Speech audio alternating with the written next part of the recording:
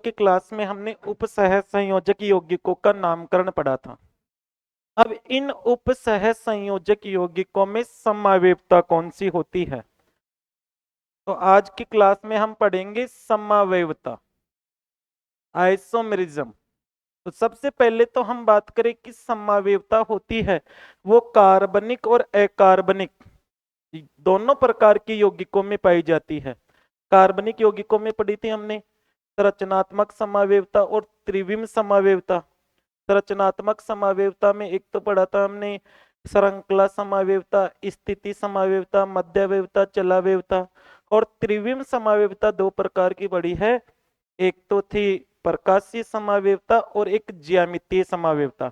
लेकिन संकुल यौगिकों में यानी अकार्बनिक यौगिकों में कुछ अलग प्रकार की समावेवताएं होती है। तो सबसे पहले तो हम समावेवता की परिभाषा की बात करें कि समावेवता कहते किसे हैं? ऐसे यौगिक जिनका अणुसूत्र तो समान हो लेकिन उनकी संरचना और ज्यामिति अलग अलग होती है, उन्हें समावेवी यौगिक कहते हैं। अणुसूत्र समान होगा लेकिन संरचना सूत्र और त्रिविम व्यवस्था अलग अलग होती है, उन्हें हम समावेवी यौगिक कहते हैं। अब बात करें हम समावेवता के प्रकार। समावेवता के प्रकार, तो समावेवता को दो भागों में डिवाइड करते हैं। एक तो है संरचनात्मक समावेवता। संरचनात्मक समावेवता, बताओ दूसरे नंबर की कौन सी होगी? संरचनात्मक समावेवता। और दूसरी है त्रिविम समावेवता। त्रिविम समावेवता। तो समावेवता मुख्य रूप से दो प्रकार की होती है, एक तो संरचनात्मक समावेवता और दूसरी होती है त्रिविम समावेवता। अब संकुल यौगिकों में जो संरचनात्मक समावेवता होती है वो कार्बनिक यौगिकों से अलग प्रकार की होगी। पिछले साल सीयूटी के एग्जाम में संरचनात्मक समावेवता का क्वेश्चन आया था एक, उसको भी हम देखेंगे। संरचनात्मक समावेवता यानी अणुसूत्र तो समान होगा लेकिन संरचना अलग अलग होगी, उन्हें हम संरचनात्मक समावेवी यौगिक कहते हैं। अब संकुल यौगिकों में जो संरचनात्मक समावेवता पाई जाती है वो कौन कौन सी है? नंबर 1 है इसमें आयनन समावेवता। आयनन समावेवता। दूसरे नंबर पे बंधन समावेवता, लिंकेज आइसोमेरिज्म, बंधन समावेवता,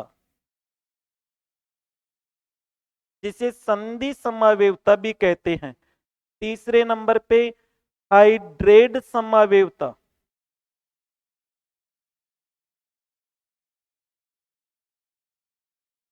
फोर्थ नंबर पे उपसह संयोजन समावेवता।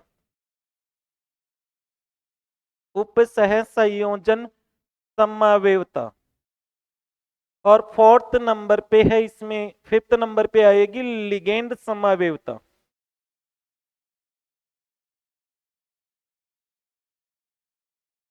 तो जो उपसह संयोजक यौगिक होते हैं उनमें 5 प्रकार की होती है संरचनात्मक समावेवता, और 2 प्रकार की होती है त्रिविम समावेवता। एक तो होती है इसमें ज्यामितीय समावेवता,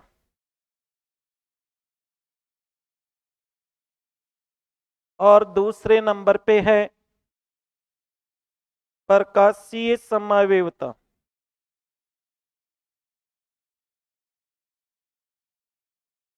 देखो, समावेवता दो प्रकार की मुख्य रूप से संरचनात्मक और त्रिविम समावेवता। संरचनात्मक समावेवता कितने प्रकार की होगी? 5 प्रकार की। नंबर 1 आयनन समावेवता, फिर है बंधन समावेवता, थर्ड नंबर पे है हाइड्रेट समावेवता, फोर्थ नंबर पे उपसह संयोजन समावेवता, और पांचवें नंबर पे आती है लिगेंड समावेवता। अब एक एक करके समावेवता को पढ़ते हैं। सबसे पहले हम पढ़ेंगे आयनन समावेवता। संरचनात्मक समावेवता तो सिंपल सी परिभाषा रहती है इसकी, तो इसके प्रकार है उनके बारे में हम डिटेल से पढ़ेंगे। अणुसूत्र समान होगा लेकिन संरचना अलग अलग हो, उन्हें हम कहते हैं संरचनात्मक समावेवी यौगिक। अब इसमें फर्स्ट है आयनन समावेवता। आयनन समावेवता। आयनन समावेवता के अंदर यौगिक का अणुसूत्र समान होगा, लेकिन जलीय विलयन में अलग अलग प्रकार के आयन देंगे। अणुसूत्र समान होता है समावेवियों में, लेकिन जब पानी के अंदर इन संकुल यौगिकों को मिलाते हैं तो पानी के अंदर ये अलग अलग प्रकार के आयन देते हैं। जैसे एग्जाम्पल के तौर पे देखें हम, CONH3 का ऑल फोर Br2Cl, ये संकुल यौगिक है। अगर इसको पानी में मिलाएंगे तो हम जानते हैं पानी में मिलाने पर जो कॉम्प्लेक्स आयन होता है, ये जो जटिल आयन है, ये तो आयनों में टूटेगा नहीं। पानी में मिलाएंगे तो जो जटिल आयन है वो तो आयनों में टूटेगा नहीं। कौन सा आयन टूटेगा? जो बड़े कोष्टक से, इस गुरु कोष्टक से है ना, इससे बाहर जो होता है वही आयनों में टूटता है। तो इस संकुल यौगिक को अगर हम जल में मिलाते हैं तो एक तो हमें कॉम्प्लेक्स आयन प्राप्त होगा CONH3 का होल फोर Br2, और दूसरा प्राप्त होगा Cl माइनस। दो ही प्रकार के आयन देगा ये। इस यौगिक को पानी में मिलाएंगे तो जो बाहर आयन है, सिंपल आयन, वो तो आयनों में टूट जाएगा, लेकिन गुरु कोष्टक आयनों में नहीं टूटता है। बड़ा कोष्टक आयनों में क्यों नहीं टूटता है? क्योंकि बड़े कोष्टक के अंदर जो मेटल है और जो लिगेंड होते हैं उनके बीच में कोऑर्डिनेट बॉन्ड होता है। आपने गांवों में या कहीं सुना होगा कि इन दोनों व्यक्तियों में अच्छा कोऑर्डिनेशन है, यानी अच्छी बनती है इनमें। अब उनमें अच्छी बनती है तो उनको दूर नहीं किया जा सकता है ना। तो वैसे ही यहां पर संकुल यौगिकों के अंदर जो मेटल है, केंद्रीय धातु है, और लिगेंड, इन दोनों के बीच में भी कोऑर्डिनेट बॉन्ड होता है, उपसह संयोजक बंध होता है, इसलिए ये आयनों में नहीं टूटता है। तो इसमें बताओ ये कितने प्रकार के आयन दे रहा है? पहले तो आयन के प्रकार की बात करें, कितने प्रकार के आयन देगा? दो प्रकार के, यानी एक तो पॉजिटिव आयन और एक नेगेटिव आयन। अब दूसरा यौगिक और देखें हम, CONH3 का ऑल फोर। अब बताओ देखिए ये कौन सा आयन देगा? अगर हम इसको पानी में मिलाएंगे तो ये Br ही देगा ना, और तो कॉम्प्लेक्स रहेगा। ये देगा CONH3 का होल फोर। बताओ कौन सा आयन देगा? Bromide ion. अब इन दोनों यौगिकों को देखकर बताओ क्या इनका अणु सूत्र समान है क्या? क्या इसमें जितने परमाणु है उतने ही परमाणु इसमें है क्या? एक जैसे हैं? बताओ देखिए क्या क्या है। एक तो कोबाल्ट है, चार इसमें अमोनिया के अणु, दो ब्रोमीन और एक क्लोराइड। इन दोनों का अणुसूत्र समान है, लेकिन जलीय विलयन में ये अलग अलग प्रकार के आयन दे रहे हैं, तो इनको हम बोलेंगे आयनन समावेवी। बता दोगे? आसान है आयनन समावेविता। यौगिक जिनका अणुसूत्र तो समान हो लेकिन जलीय विलयन में अलग अलग प्रकार के आयन देते हैं, उनको हम बोलते हैं आयनन समावेवी। सिंपल सी लाइन याद रखना, जलीय विलयन में अलग अलग आयन देते हैं।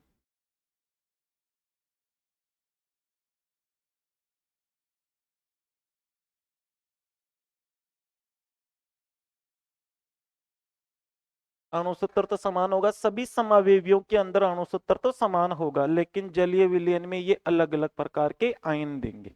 दूसरा एग्जाम्पल और देखते हैं। इन दोनों का अणुसूत्र है ये, और इस अणुसूत्र के दो आयनन समावेवी बनाए हमने। दूसरा एग्जाम्पल देखो, CrNH3 का होल 5SO4Br2,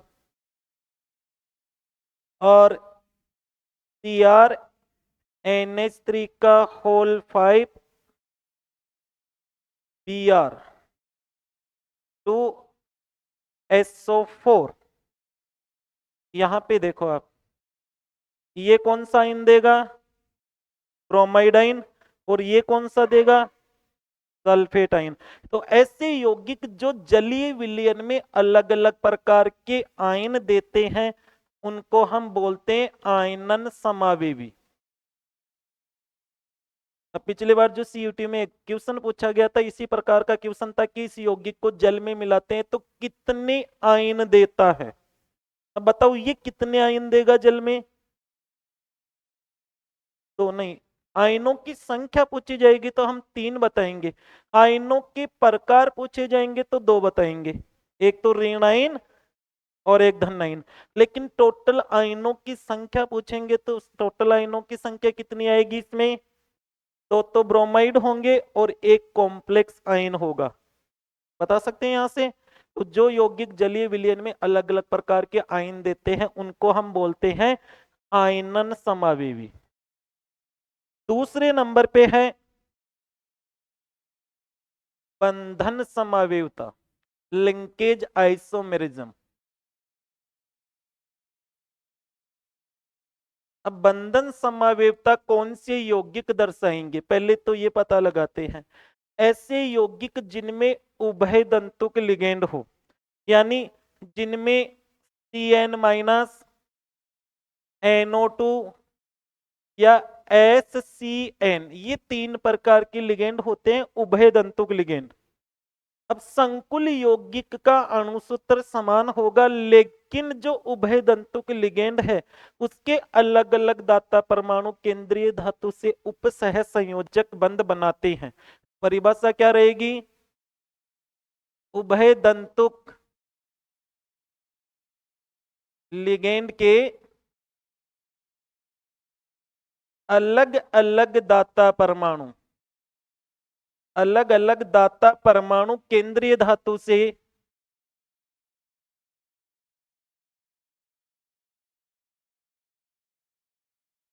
उपसह संयोजक बंध बनाते हैं।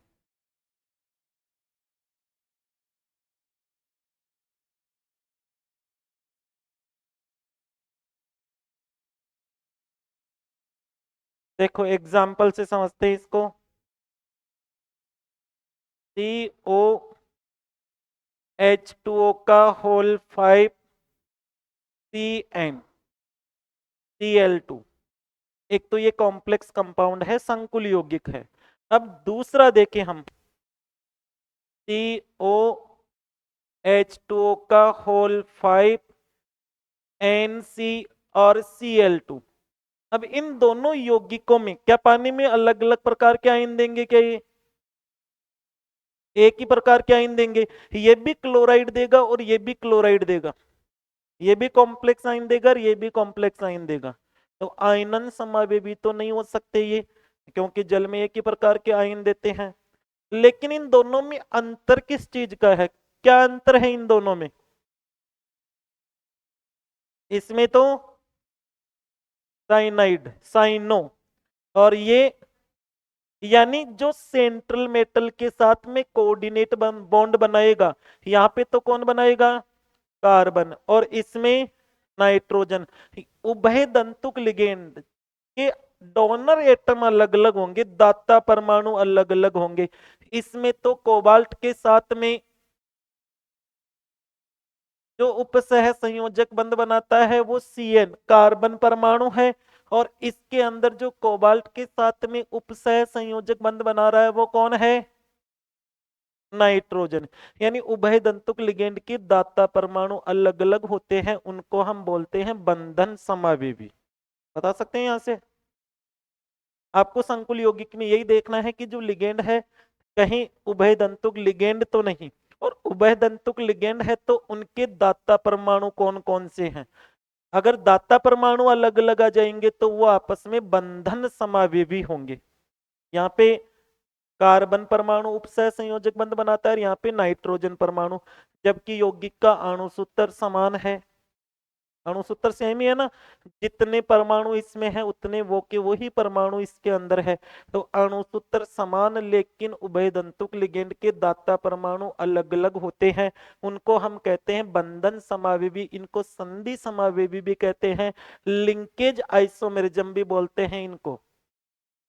दूसरा एग्जाम्पल देखो, CONH3 का होल 5 NO2 और Br2। बताओ अगर इसका हमें बंधन समावेवी बनाना हो तो क्या करना पड़ेगा?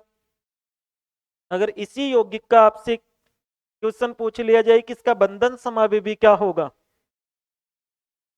NO2 की जगह ONO लिख देंगे। अभी यहाँ पे डोनर एटम कौन है? नाइट्रोजन। और अगर ये उभयदंतुक लिगेंड है तो दूसरा डोनर एटम कौन सा होगा इसमें? ऑक्सीजन। तो दाता परमाणु अलग अलग होंगे तो उनको हम बंधन समावेवी कहेंगे।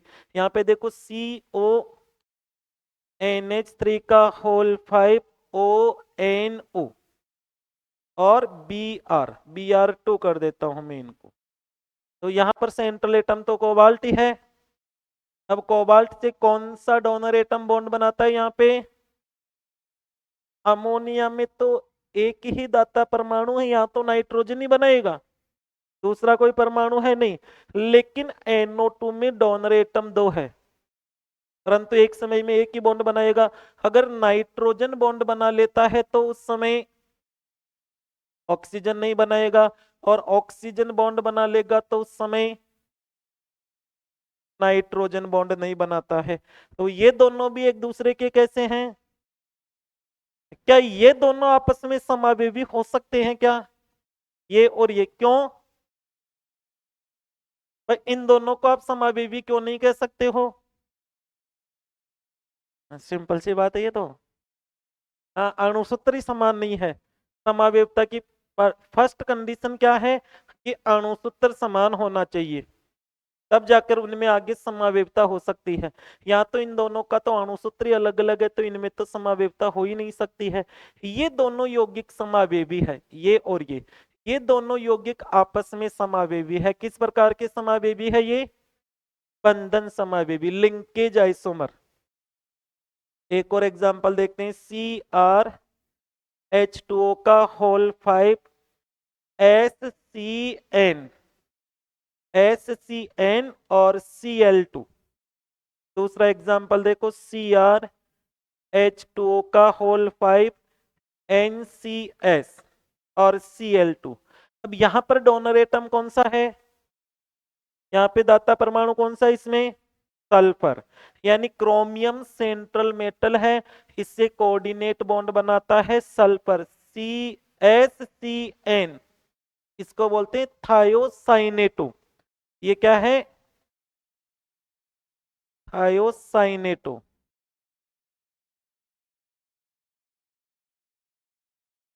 और दूसरे में कौन बंध बना रहा है केंद्रीय धातु से? नाइट्रोजन। तो Cr के साथ में बॉन्ड बनाएगा यहाँ पे नाइट्रोजन, इसको बोलते हैं आइसोथायोसाइनेटो। आइसोथायोसाइनेटो। जब संकुल यौगिक का नामकरण पूछा जाए तो वहां पे भी इनका नाम इसी प्रकार से लिखा जाएगा। अगर यौगिक में SCN आ जाएगा तो उसको थायोसाइनेटो, और NCS आएगा तो उसको हम क्या पढ़ेंगे? आइसोथायोसाइनेटो। बताओ ये दोनों किस प्रकार के समावेवी हैं? बंधन समावेवी। बता सकते हैं बंधन समावेवी कौन से होंगे? कंडीशन याद रखना कि उभयदंतुक लिगेंड होंगे, यानी डोनर एटम अलग अलग होंगे और मॉलिक्यूलर फॉर्मूला सेम रहेगा, संरचना समान ही होगी, लेकिन क्या अंतर होगा? दाता परमाणुओं के अंदर जो डोनर एटम है ना, दाता परमाणु, वो अलग अलग होंगे। बता सकते हैं बंधन समावेवता। देखो तीसरे नंबर की समावेवता कौन सी लिखी थी हमने? तीसरे नंबर पे हाइड्रेट। हाइड्रेट किसको कहते हैं? हाइड्रेट किसको कहते हैं? जल को। जल ही होता है। अब यहाँ पे हाइड्रेट समावयवता, तीसरा नंबर आ गया ना ये, हाइड्रेट समावयवता।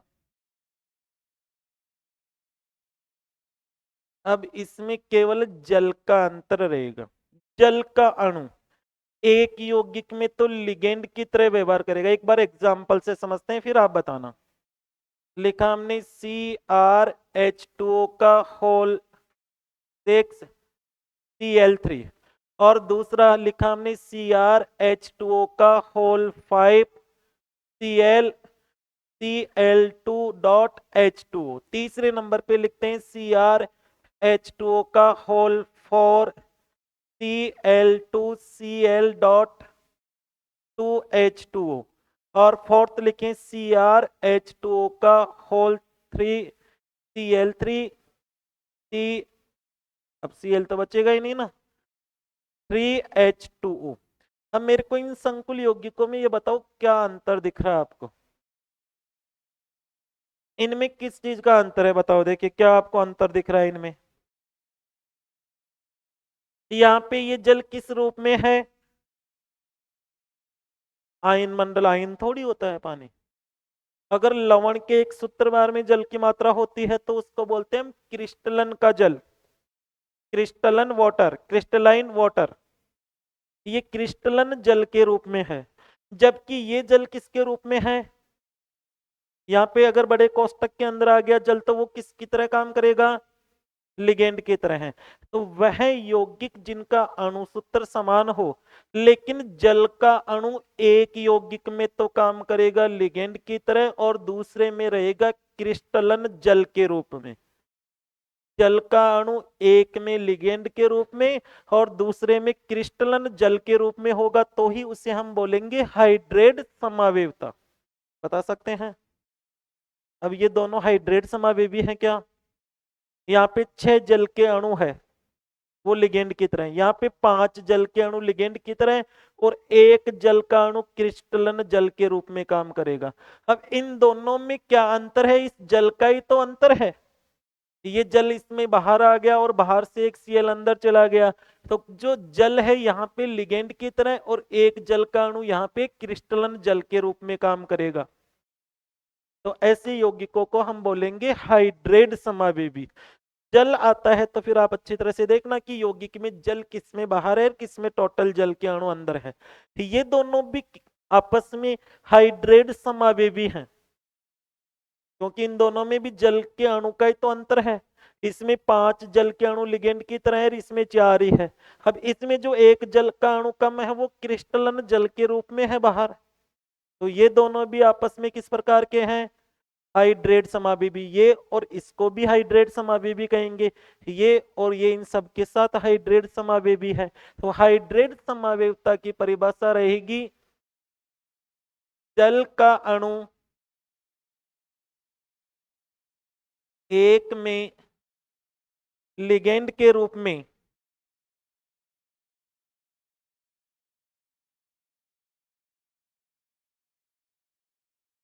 वह दूसरे में क्रिस्टलन जल के रूप में उपस्थित होता है। दूसरे में क्रिस्टलन जल के रूप में उपस्थित होता है।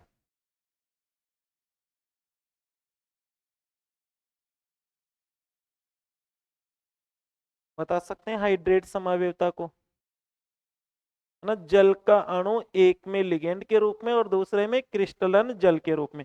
आप देखो यहाँ पे क्रोमियम है Cr। अब इस Cr से जल के अणु कितने हैं कोऑर्डिनेट बॉन्ड बनाए हुए, कितने हैं, अरे बताओ देखें। इसका कोऑर्डिनेशन नंबर कितना है, उपसह संयोजन संख्या कितनी है, 6 है ना। क्या होती है उपसह संयोजन संख्या, बोल गए। देखो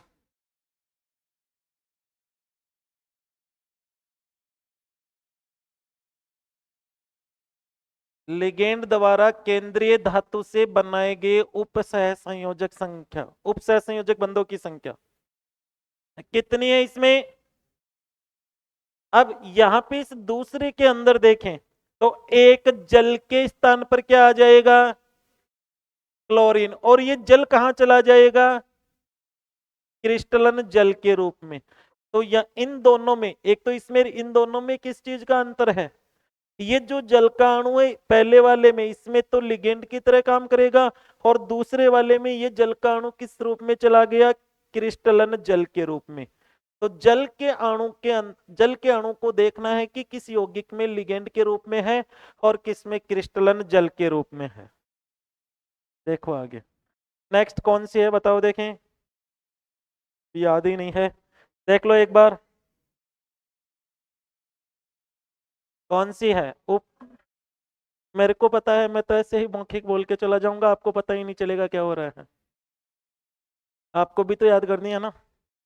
उप सह संयोजन संख्या, कोऑर्डिनेशन आइसोमेरिज्म।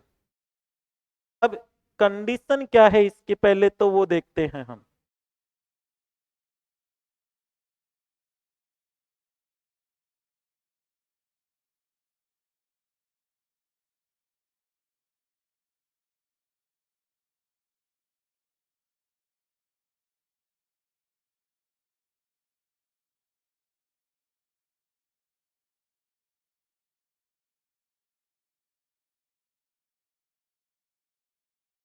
इसमें धनाइन व ऋणाइन दोनों ही संकुल होते हैं।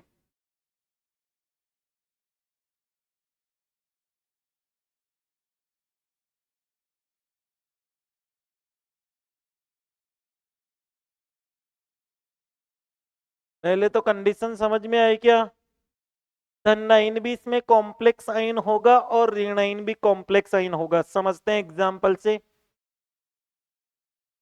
CONH3 का होल 6 और CrCN का होल 6। इसमें धनाइन ये है और ये ऋणाइन है, दोनों ही कॉम्प्लेक्स हैं। अब यहां समझना, दूसरा यौगिक लिखें, CrNH3 का होल 6,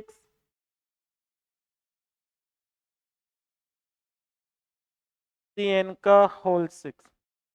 बताओ दोनों में क्या अंतर है? इसमें और इसमें क्या अंतर दिख रहा है आपको? लिगेंड का अंतर है, यानी आगे पीछे हो गए। ये लिगेंड इधर उधर हो गए या मेटल धातु इधर उधर? देखो समझना इसको, यहाँ पे केंद्रीय धातु से यानी कोबाल्ट से कौन उपसह संयोजक बंध से जुड़ा है? Ammonia, NH3 amine. और यहाँ पे कोबाल्ट से कौन जुड़ा हुआ है? बताओ, केंद्रीय धातु से जुड़े हुए लिगेंड की व्यवस्था अलग अलग हो गई क्या? यहाँ पे कोबाल्ट के साथ में अमोनिया उपसह संयोजक बंध बना रहा है, यहाँ पे कोबाल्ट के साथ में साइनो CN है ना, साइनाइड उपसह संयोजक बंध बना रहा है। और इसमें देखो क्रोमियम के साथ में CN और यहाँ पे क्रोमियम के साथ में, तो दोनों में जो केंद्रीय धातु है उससे अलग अलग प्रकार के लिगेंड उपसह संयोजक बंध बना रहे हैं। या हम ऐसे कह सकते हैं कि धनाइन और ऋणाइन इन दोनों के बीच में अगर लिगेंड का विनिमय हो जाए, आप देखने से ऐसे लग रहा होगा कि कोबाल्ट तो इधर आ गया और क्रोमियम इधर आ गया, लेकिन एक्चुअली में क्या होता है, लिगेंड इधर उधर होते हैं। और लिगेंड जब एक स्थान से दूसरे स्थान पे चले जाएंगे तो उनका चार्ज भी चेंज हो जाएगा।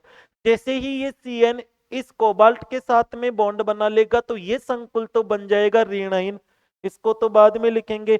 और ये अमोनिया इस क्रोमियम के साथ में उपसह संयोजक बंध बनाएगा तो ये हो जाएगा पॉजिटिव, तो पॉजिटिव को फिर पहले लिखेंगे। तो परिभाषा में तो हमें ये याद रखना है कि इनमें लिगेंड के विनिमय द्वारा, लिगेंड के विनिमय द्वारा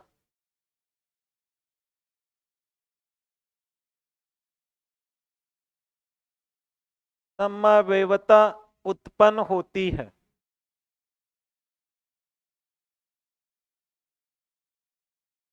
बताओ इन दोनों में एक्सचेंज क्या हुआ है? कोबाल्ट और क्रोमियम मेटल चेंज नहीं हुए हैं, मैं कह रहा हूं लिगेंड। हाँ,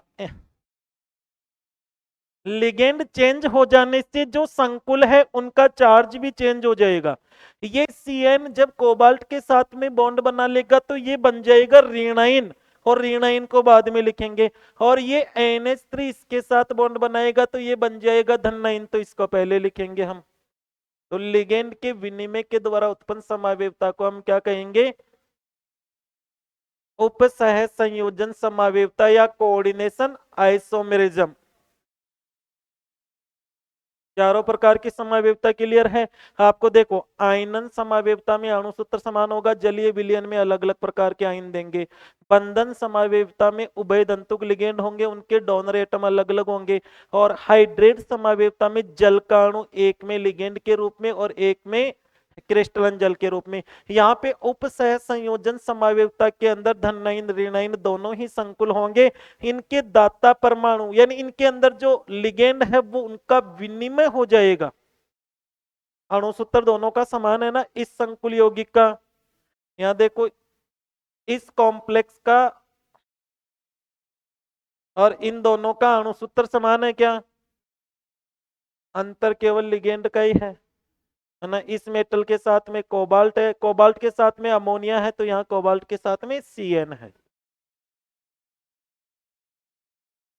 नेक्स्ट है 5वें नंबर पे लिगेंड समावेवता।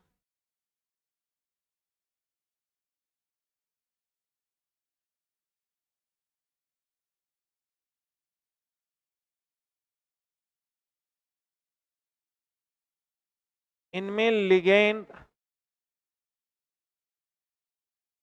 स्वयं ही समावेवता दर्शाता है।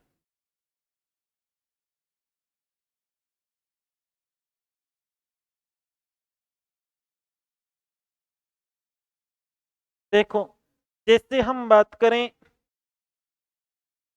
ये एनिलीन होता है। अब एनिलीन में नाइट्रोजन परमाणु डोनर एटम है, दाता परमाणु कौन है इसमें? अब मैं यहाँ पे लिख देता हूं Br। अभी लिगेंड की बात कर रहे हैं हम, ये एक लिगेंड है, इसको बोलेंगे हम ऑर्थो ब्रोमो एनिलीन। और यही लिगेंड हो किसी दूसरे यौगिक में, और वहां पर ये जो NH2 है ये तो दाता परमाणु रहेगा, परंतु Br की स्थिति मान लो यहां पर आ गई, तो संकुल यौगिक में तो कोई परिवर्तन नहीं होगा, लेकिन जो लिगेंड है उसके अंदर ही समावेवता पाई जाएगी। एग्जाम्पल के तौर पे देखें हम, CONH3 का होल 5, इसको हम ऐसे लिख सकते हैं ऑर्थोब्रोमो, ऑर्थोब्रोमो एनिलीन, ऑर्थोब्रोमो एनिलीन कोष्टक लगा के, या इसका फॉर्मूला भी लिख सकते हैं। फॉर्मूला कैसे लिखेंगे? ऑर्थोब्रोमो और फिर आ जाएगा C6H4NH2, ऐसे भी लिख सकते हैं। और दूसरा संकुल यौगिक है, वहां पर ऑर्थो के स्थान पे क्या आ जाएगा? पेरा। तो क्या संकुल यौगिक में केंद्रीय धातु लिगेंड या दाता परमाणु कोई चेंज हुआ क्या? केवल जो लिगेंड है, दूसरे में जैसे पेरा ब्रोमो एनिलीन, अब ये लिगेंड है। अब इसमें जो समावेवता उत्पन्न हुई है उसमें संकुल यौगिक में कोई प्रभाव नहीं पड़ा, केवल लिगेंड के अंदर ही समावेवता है। जो लिगेंड है उसके अंदर ही उस पर जुड़े हुए समूह की स्थिति अलग अलग है।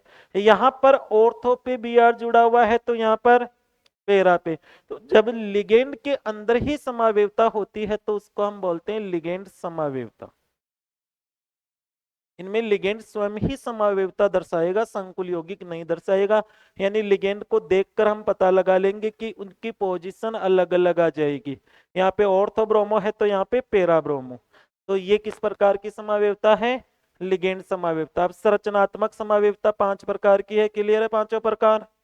देखो आगे, त्रिविम समावेवता दूसरा प्रकार है समावेवता का, त्रिविम समावेवता।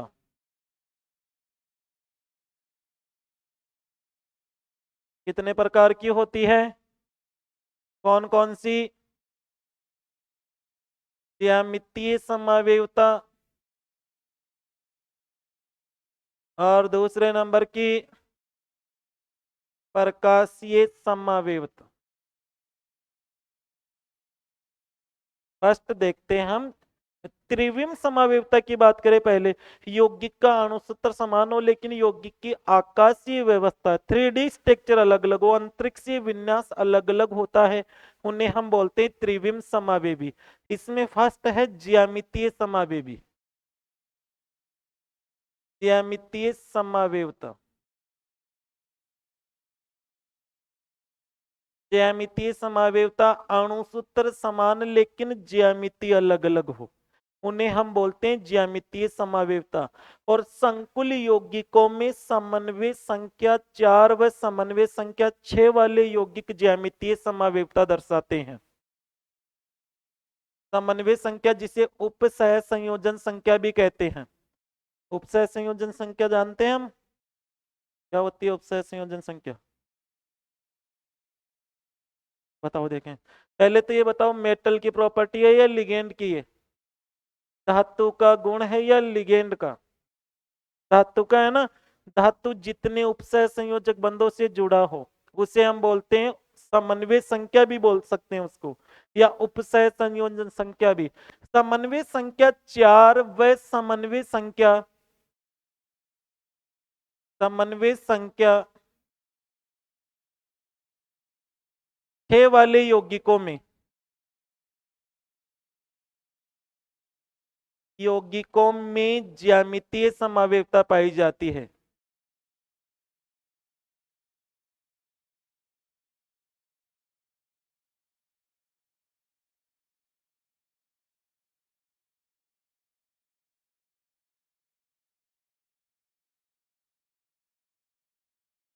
ज्यामितीय समावेवी दो रूपों में पाए जाते हैं।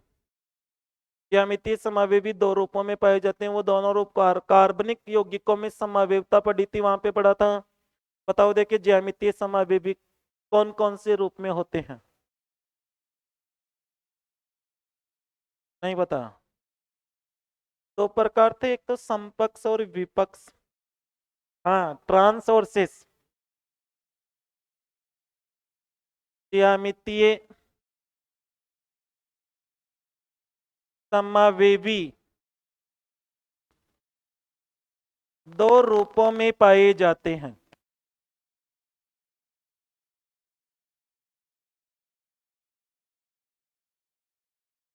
एक तो होता है समपक्ष। समपक्ष को क्या कहते हैं? सिस। इसमें क्या होता है, समान समूह पास पास में होते हैं, एक की तरफ हो, यानी समान लिगेंड जब एक की तरफ हो तो उसे समपक्ष कहेंगे।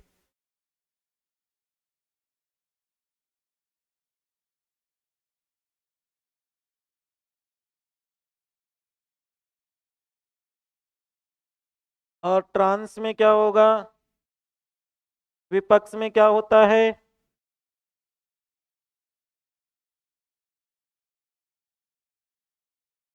समान लिगेंड दूर दूर होते हैं।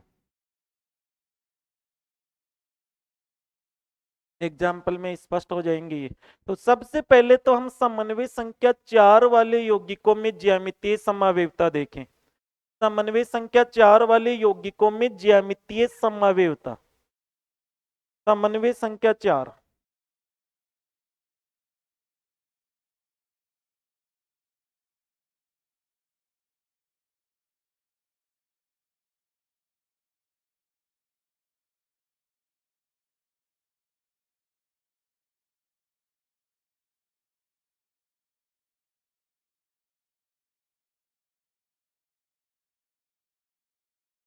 अब देखो, जिन यौगिकों की समन्वय संख्या 4 होती है उनकी दो प्रकार की संरचनाएं होती है।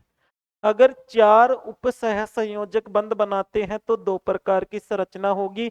एक तो चतुष्फलकीय संरचना हो सकती है, जब 4 बॉन्ड बनते हैं तो चतुष्फलकीय होती है, और 4 बॉन्ड से एक वर्ग समतलीय संरचना भी हो सकती है।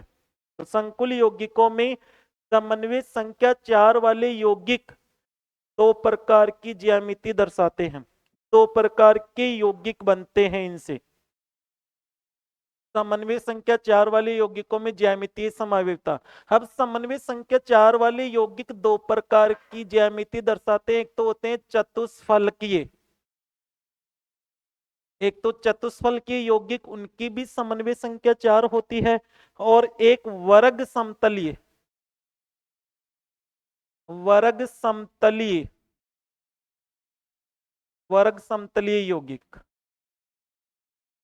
अब यहाँ पे चतुष्फल के संकुल यौगिकों की बात करें तो चतुष्फल के संकुल यौगिक होते हैं वो ज्यामितीय समन्वयता नहीं दर्शाते हैं। आपको यौगिक को देखकर ये तो पता लगा लोगे कि इसकी समन्वय संख्या 4 है। जैसे एक यौगिक लिखा मैंने NiCN का होल 4 2-, बताओ इसकी समन्वय संख्या कितनी है? 4 है क्या उपसय संयोजन संख्या? यानी CN 4 जुड़े हुए हैं निकल से। अब इसकी उपसय संयोजन संख्या तो 4 है, समन्वय संख्या 4 है, लेकिन इसकी ज्यामिति कैसी होगी वो हम पढ़ेंगे VBT संयोजकता बंध सिद्धांत में। संरचना कैसी होगी? अब इसकी संरचना चतुष्फलकीय होगी, वर्ग समतलीय होगी। उसके आधार पर हम देखेंगे कि इसमें ज्यामितीय समन्वयता पॉसिबल है या नहीं। अगर इस यौगिक की संरचना मान लो चतुष्फलकीय आ गई, यानी इसके अंदर संकरण हमने sp3 निकाला, इसमें संकरण कौन सा निकाला? sp3। दूसरा यौगिक लिया जैसे हमने NiCl का होल 4 2-, इसकी संरचना होती है चतुष्फलकीय और इसकी संरचना होती है वर्ग समतलीय। अब दोनों में कुछ भी अंतर नहीं दिख रहा आपको, एक में तो CN है लिगेंड, एक में Cl है, दोनों की समन्वय संख्या 4 ही है, लेकिन एक में संकरण होता है sp3 और एक में होता है dsp2। यहां पे हम संकरण की बात नहीं करेंगे, हम ये समझ लेते हैं कि जब दो प्रकार का संकरण है तो इनकी ज्यामिति अलग अलग होगी। जिनमें sp3 संकरण होगा उनकी ज्यामिति चतुष्फलकीय होगी, और जिनमें dsp2 संकरण होगा उनकी ज्यामिति वर्ग समतलीय होगी। अब हम बात करें चतुष्फलकीय संकुल यौगिकों में ज्यामितीय समन्वयता, फिर वर्ग समतलीय यौगिकों के अंदर भी देखेंगे। तो चतुष्फलकीय यौगिक होते हैं समन्वय संख्या 4 वाले चतुष्फलकीय यौगिक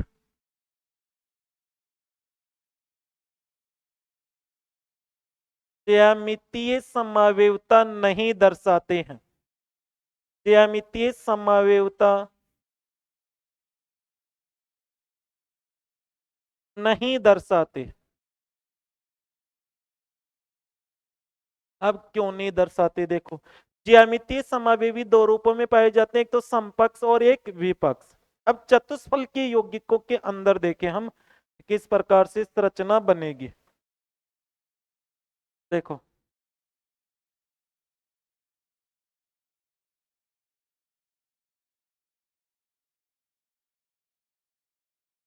ये एक संकुल यौगिक है जिसकी संरचना चतुष्फलकीय है। इसमें सेंट्रल एटम हमने ले लिया जैसे Ni, ये निकल है। अब यहां पे हमने Cl जोड़ दिया, या मान लो A जोड़ दिया, कोई भी A मेटल है, M भी लिख सकते हो, इसको M लिख देते हैं मेटल के लिए।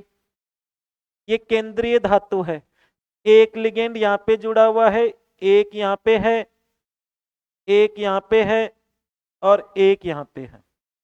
ये चतुष्फल की संरचना है।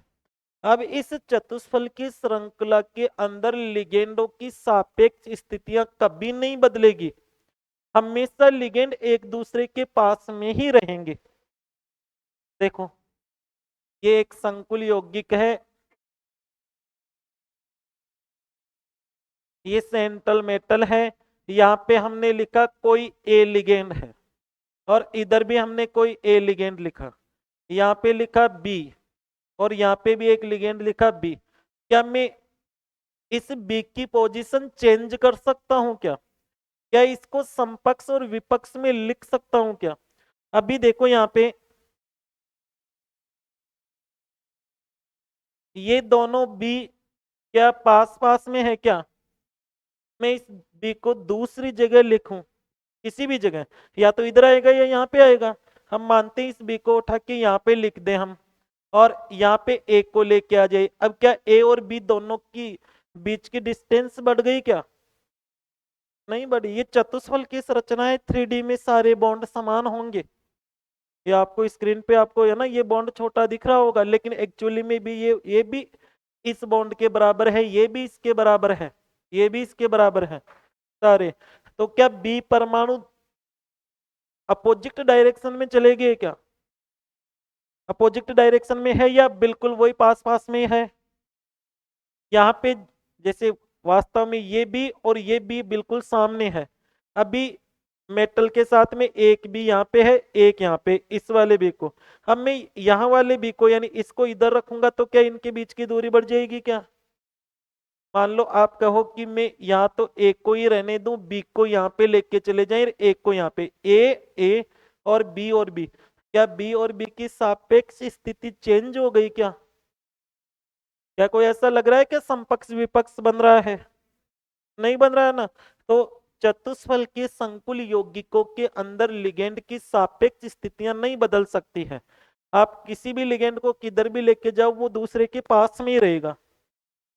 समझ रहे हो ना इसको? आप लिगेंड को किधर भी चेंज करो वो हमेशा दूसरे के पास में रहेगा।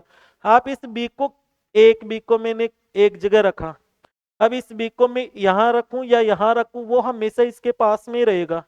तो इसकी विपक्ष स्थिति तो बनी ही नहीं, नहीं बनेगी ना विपक्ष स्थिति। तो आपको याद रखना है, अगर कोई भी यौगिक चतुष्फल की ज्यामिति रखता है तो उसके अंदर ज्यामितीय समावेशता नहीं होगी। तो जिन यौगिकों में, जिन संकुल यौगिकों में sp3 संकरण होगा उनमें ज्यामितीय समावेशता नहीं होती है। इतना सा याद रखना है, चतुष्फल के संकुल यौगिकों में ज्यामितीय समावेशता नहीं पाई जाती है, क्योंकि लिगेंड की सापेक्ष स्थितियां बदलती ही नहीं है, वो हमेशा समपक्षी रहते हैं, उनका विपक्ष रूप पॉसिबल ही नहीं है। तो जब विपक्ष रूप ही नहीं बनेगा तो ज्यामितीय समावेशी कहां से उत्पन्न होंगे उसके। दूसरा देखो, वर्ग समतलीय यौगिकों में ज्यामितीय समावेशता, समन्वय संख्या, समन्वय संख्या, हाँ पेन को चेंज करते हैं, समन्वय संख्या 4 वाले वर्ग समतलीय, वर्ग समतलीय यौगिकों में ज्यामितीय समावेशता।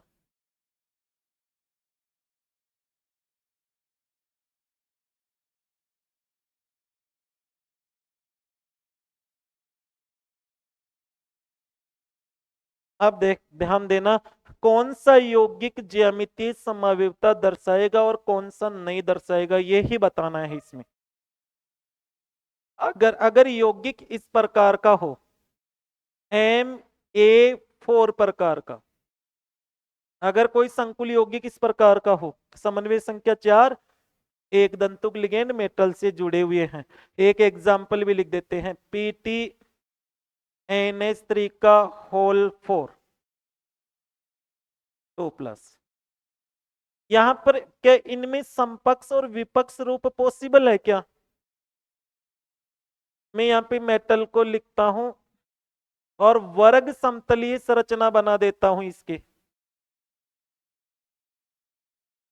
अब यहाँ पे ए ए और ए, क्या इसका समपक्ष और विपक्ष रूप पॉसिबल है क्या? अरे सारे ही लिगेंड एक जैसे हैं, किधर भी इधर उधर कर दो, इनमें कोई फर्क नहीं पड़ेगा, है ना। यानी प्लेटिनम से 4 अमोनिया जुड़े हुए हैं, अब वो चारों कहीं पे भी रहने दो, वो तो हमेशा पास पास ही रहेंगे। आप इधर NH3 को रखो, यहाँ पे रखो, यहाँ पे रखो, यहाँ पे रखो, आप किधर भी घुमाते रहो। तो जब सारे लिगेंड एक ही प्रकार के होंगे तो उनमें ज्यामितीय समावेवता नहीं होगी। ये भी दो रूपों में नहीं पाया जा सकता है। दूसरा एग्जाम्पल, अगर यौगिक इस प्रकार का हो MA3B, जैसे एग्जाम्पल के तौर पे इसी का हम एग्जाम्पल बना देते हैं PTNH3 का होल ट्राइज Cl। क्या इसमें होगी क्या +1, 1 ही है ये। क्या इसमें पॉसिबल है क्या ज्यामितीय समावेवता? इसमें तो लिख देते हैं ज्यामितीय समावेवता इम्पॉसिबल, यानी ज्यामितीय समावेवता नहीं पाई जाएगी। यहां पर बताओ दे कि इसमें ज्यामितीय समावेवता होगी क्या? देख लो एक बार, मेटल यहाँ पे ए और बी, मैं इस बी की स्थिति चेंज कर दूं तो क्या ए दूर दूर हो सकते हैं क्या? कहाँ होंगे? अभी ए तीनों पास पास में है, मैं इस बी को इधर और ए को इधर ले जाऊंगा तो क्या इनकी पोजीशन बदल जाएगी क्या? नहीं बदलेंगे ना। तो अगर इस प्रकार का कोई यौगिक आ जाता है उसमें भी ज्यामितीय समावेवता नहीं होगी। बता सकते हो ये? ज्यामितीय समावेवता इम्पॉसिबल है, इसमें भी ज्यामितीय समावेवता नहीं पाई जाएगी। एक एग्जाम्पल और लेते हैं इसका, वर्ग समतलीय यौगिकों में तो ज्यामितीय समावेवता कंप्लीट कर लेते हैं। यहां पे बताओ देखें, NH3 का होल ट्वाइज Cl2, क्या इसमें ज्यामितीय समावेवता पॉसिबल है क्या? देख लेते हैं, इस संकुल यौगिक को ही बना देते हैं। प्लेटिनम है और वर्ग समतलीय संरचना है इसकी, समन्वय संख्या 4 है, उपसय संयोजन संख्या 4 ही है ना इसमें। NH3 NH3 और Cl, अगर हम इसका दूसरा रूप लिखें तो ये होगा NH3 और यहाँ पे लिखते हैं Cl और ये Cl। क्या इन दोनों में अंतर नजर आ रहा है क्या? अलग अलग है दोनों। एक में तो लिगेंड पास पास में है, वो तो कौन सा हो गया? क्या बोलेंगे इसको? समपक्ष। और इसको विपक्ष बोलेंगे क्या, ये बताओ देखें। नहीं समपक्ष, फिर आगे क्या लिखेंगे? इसका नाम लिखेंगे, विपक्ष थोड़े लिखेंगे। नाम क्या होगा देखिए, बताओ इसका। Diamine डाइक्लोरिडो platinum second. संकुल यौगिक का नाम क्या होगा इसका? डाइएमीन डाइक्लोरो प्लेटिनम सेकंड, ऑक्सीकरण अंक आ जाएगा।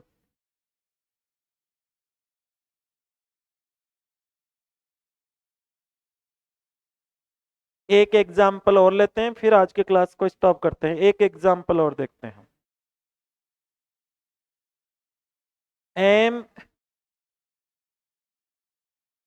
MA2BC, अगर इस प्रकार का कोई यौगिक हो जैसे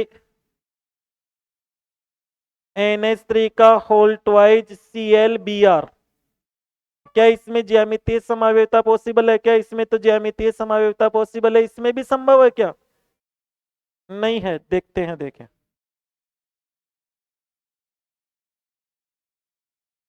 प्लेटिनम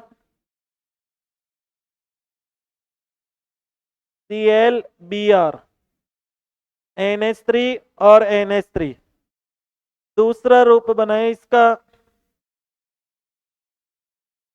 प्लेटिनम NH3 Br और Cl, क्या पॉसिबल है क्या इसमें समपक्ष और विपक्ष?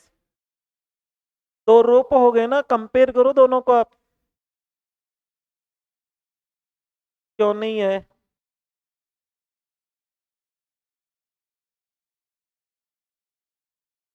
नहीं है क्या समावयवता? भाई यहाँ पे अमोनिया पास पास दिख रहे हैं क्या? यहाँ पे अमोनिया दूर दूर है क्या? तो समपक्ष और विपक्ष हो गए ना ये। समान समूह पास पास है, समपक्ष, और समान समूह दूर दूर हो तो विपक्ष। बता सकते हैं यहाँ पे वर्ग समतलीय यौगिकों में कौन सा यौगिक ज्यामितीय समावयवता दर्शाएगा और कौन सा नहीं दर्शाएगा? नेक्स्ट क्लास में हम लेंगे वर्ग समतलीय यानी समन्वय संख्या 6 वाले यौगिकों में ज्यामितीय समावयवता और एक प्रकाशीय समावयवता, एक साथ पढ़ेंगे दोनों को। ठीक है, नोट भी करते रहना बेटा इनको।